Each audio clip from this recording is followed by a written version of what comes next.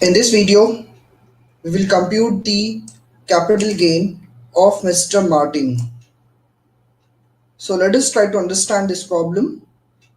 Mr. Martin sold his residential house property. Now we should know about the residential house property. Is this our capital asset? The answer is yes. Residential house property is our capital asset. So it was sold on 8th June 2016. Now this 8th June 2016 comes in the previous year 2016-17, and this house property was sold for rupees 80 lakhs, which was purchased by him for rupees 20 lakhs. So 80 lakhs becomes the selling price and 20 lakhs becomes the cost price. This house was purchased on 5th May 2005. So this 5th May 2005 comes in the financial year 2005-6. Now if you talk about capital asset, there are two different types of capital asset. First, short-term capital asset. Second, long-term capital asset. Now let us try to understand these two different types of capital asset. There are two categories in the capital asset. One, they are talking about shares or debenture, and second category, other than shares or debenture. So if you sell your shares or debenture within 12 months from the date of purchase, it will be treated as short-term capital asset. And if you sell your shares or debenture beyond 12 months, it will be treated as long-term capital asset. So this was the first category of capital asset. Second category is about other than shares or debenture. Whatever property you have, if you sell it within 36 months from the date of purchase, it will be treated as short-term capital asset. Or if you sell any property other than shares or debenture beyond 36 months, it will be treated as long-term capital asset.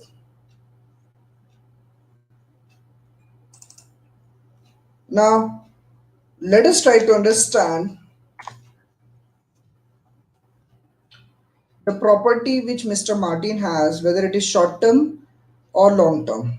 So if you see, this property was purchased in 2005 and sold in 2016. So the holding period of this property is more than 36 months, that is 3 years. Hence, this property will be treated as long-term capital asset. And if Mr. Martin is selling this property, he will have to pay capital gain tax on the basis of long-term capital asset. So whatever profit he gets, it will be termed as long-term capital gain. Now, we should know how to compute the long-term capital gain. So computation of long-term capital gain. First, you will have to take the full value of consideration. That is nothing but the selling price. You will have to subtract expenses on transfer from selling price, subtract index cost of acquisition, subtract index cost of improvement.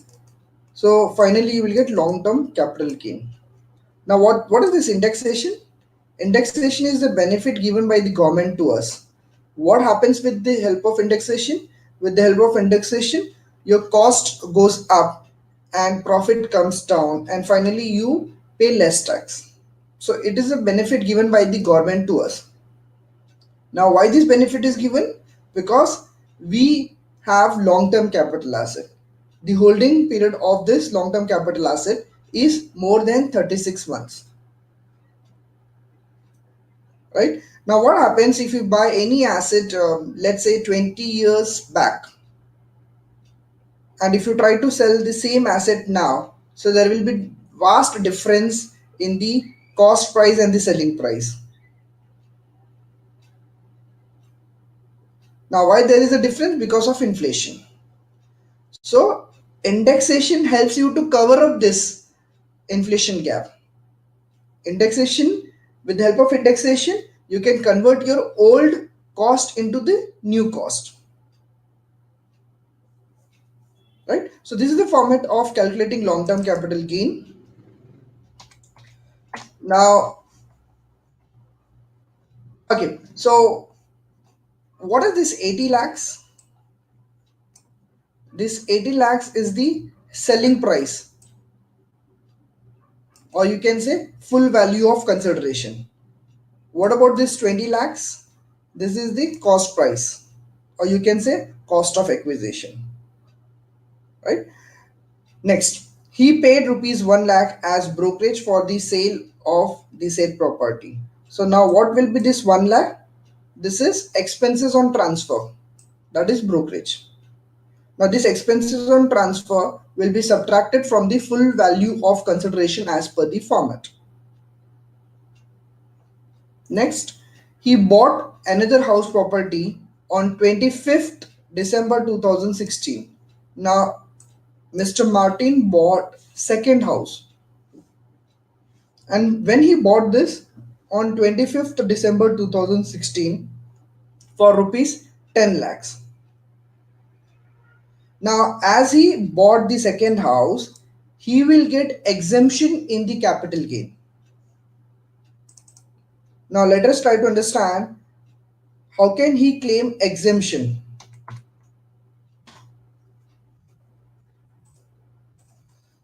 So there is an exemption under section 54 if you buy a new house after selling the old house. Condition for exemption: first, applicable only for individual and HUF. Second, the new house must be used for residential purpose. Third, it must be long-term capital asset. That means the second house which Mr. Martin is buying, he cannot sell the second house within 36 months from the date of purchase. It has to be long-term capital asset. Then only he can claim exemption from the first house. Fourth, it must have purchased within a period of 1 year before or 2 years after the date of transfer. Now, what they are saying, the second house can be purchased within a period of 1 year before the date of sale or 2 years after the date of transfer.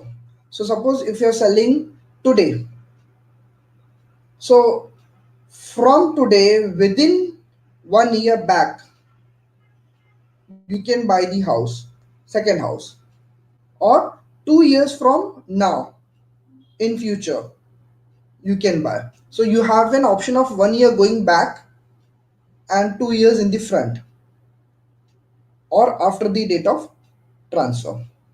So remember one thing: 1 year before the transfer, within 1 year before the transfer, and within 2 years after the date of transfer. 1 year back and 2 year front, right? It must have constructed within a period of 3 years. Now they are talking about construction. So if you, instead of buying, suppose if you go for construction, you will have to construct this property within a period of 3 years after the date of transfer. So if you are selling your property today, you will have to construct your second house within the 3 years after the date of transfer. Now there is no option of before in case of construction. Wherein in case of purchase, you have an option of within a period of 1 year before. Right? Now let us go back to the question. So let's see. Mr. Martin bought another house property on 25th December 2016 for rupees 10 lakhs. The condition says 1 year before or 2 years after the date of transfer. The date of transfer is 8th June 2016, and he bought second house on 25th December 2016. So from June 2016 to December 2016. So if we calculate July, August, September, October, November, December, it almost 6 months. We have time up to 2 years after the date of transfer. So he bought another house within 6 months, or we can say approximately 6 months from the date of transfer. So he is eligible for the exemption under section 54, right? Next, what they are saying, he deposited rupees 10 lakh on 10th November 2016 in the capital gain bond of National Highway Authority of India. So again here he will get the exemption of more or additional 10 lakh. The first exemption he will get for this 10 lakh, which of which he bought the new house, and the second exemption which he will get is of this 10 lakh, which he has deposited in the capital gain bond of National Highway Authority of India. Now let us try to understand what exemption is this all about. So it is about exemption under section 54 EC, investment in bonds. What is the condition for exemption? First, applicable to any SSC. So it is not restricted to individual or HUF. Second, investment in long-term bond. Again, you cannot invest in short-term bond. So if you're investing in bond, the holding period of the same should be more than 3 years. Now, this investment you will have to do within 6 months from the date of transfer. So time frame which is given to you is 6 months from the date of transfer. So within this 6 months you can invest in bond. You will be eligible for getting the exemption.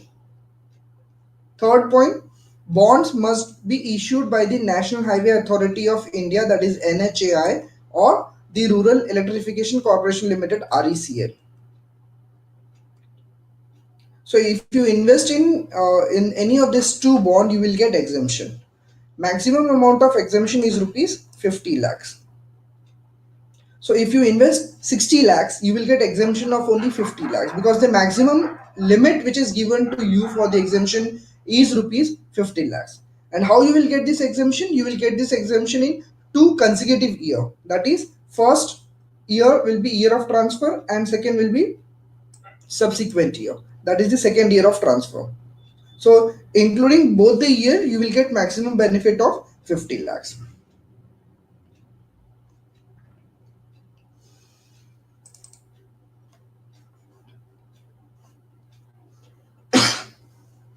Sorry. Now let us go back to the question.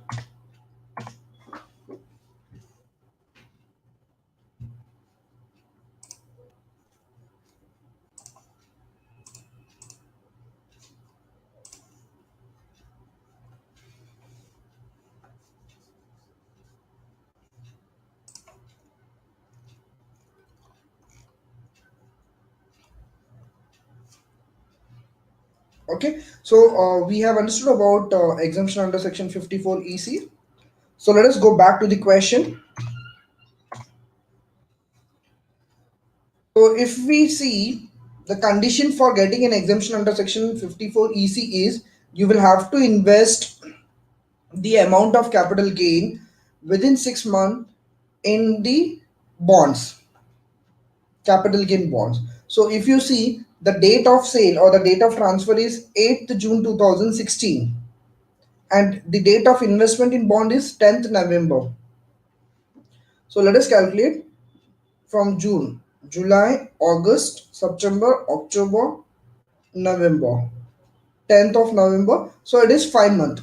It is less than 6 months. So Mr. Martin, has invested in capital gain bond within 6 months. So again, he is eligible for getting an exemption.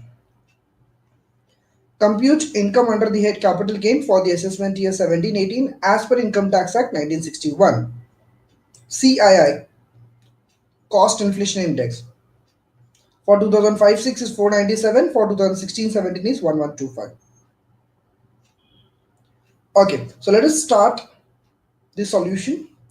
Now, before actually computing the income from capital gain, you will have to give the details of Mr. Martin, like name of SSE, assessment year, previous year, status, residential status, and his PAN number. Right? So this is how you are supposed to make the table. You will have to give the heading, computation of income from capital gain, make two columns, particular column and amount column. Now again, inside the table, you will have to give the heading. You will have to mention the asset which you are selling.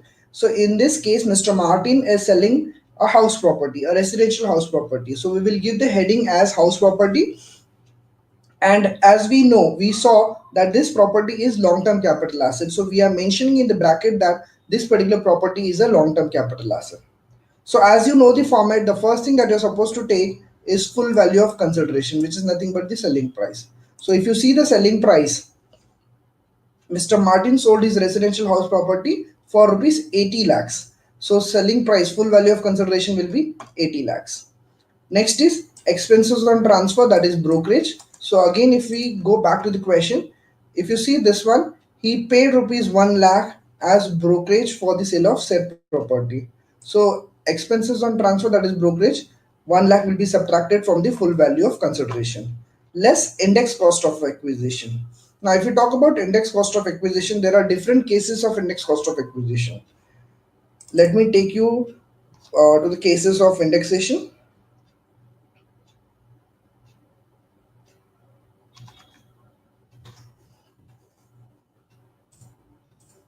Okay, so if you buy any asset after 1481, your formula for index cost of acquisition will be actual cost of acquisition into index of year of transfer upon index of year of acquisition.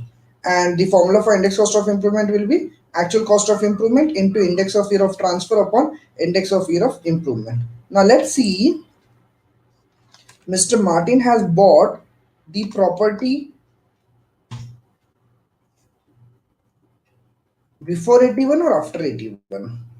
So if we read the second line, we can see it was purchased by him for rupees 20 lakhs on 5th May 2005. So that is after 81. So the formula which we saw just now will be applicable here, right? So the same formula, if you want to know index cost of acquisition, this formula you will have to apply. It is actual cost of acquisition into index of year of transfer upon index of year of acquisition. So if we want to know actual cost of acquisition, we'll have to go back to the question. This is nothing but the cost price or the purchase price. So the purchase price of this property is 20 lakhs. So 20 lakhs will come here under actual cost of acquisition. And index of year of transfer, this property is sold in 2016, June 2016. So this year is 1617. So if we talk about 1617, the CIF for 1617 is 1125. So index of year of transfer is 1125, and then we have index of year of acquisition. So index of year of acquisition, he acquired this property on May 2005. So that this year is 56. So 2004, 2005 6.